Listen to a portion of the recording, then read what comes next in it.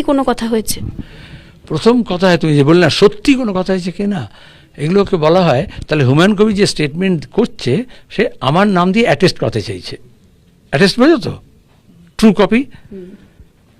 আমার সঙ্গে আমি আগেও বলেছি, এখনও বলছি, ওনার সঙ্গে আমার 1 মিনিট কি আধ মিনিট কথা হয়েছে। উনি ফোন করেছিলেন কি অন্য কেউ ফোন করেছে, কিন্তু ওনার কণ্ঠস্বর পেলাম। উনি বললেন আমাকে তো সাসপেন্ড করে দিয়েছে। আমি বললাম এ তো হোনাই থা। তারপরে আমি বললাম লেগে রहो মুন্না ভাই। আর কোন রকম সমঝোতা, আসন সমঝোতা, যেহেতু তিনি পৃথক দল গঠন করবেন বলছেন, সেক্ষেত্রে সেই সম্ভাবনা কি সেলিমদা রয়েছে যে আপনাদের সঙ্গে কোনো আসন সমঝোতা বা কোনো ধরনের ফ্রেন্ডশিপ কোনো কিছু হওয়ার? অনেকবার প্রশংসা করা হয়েছে, প্রশ্ন করা হয়েছে। আমি আবার বলেছি কেউ আছে যে বাচ্চা জন্মানোর আগেই অন্নপ্রাশনের কার্ড ছেপে দেয়, বামপন্থীরা সেটা করে না।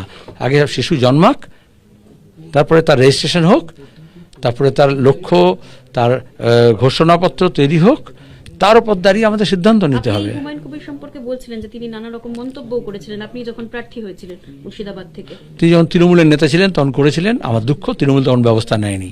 এখন তাকে বলতে হবে, এবং তিনি ইতিমধ্যে বলেছেন কার প্ররোচনায় এসব কথাগুলো বলেছেন।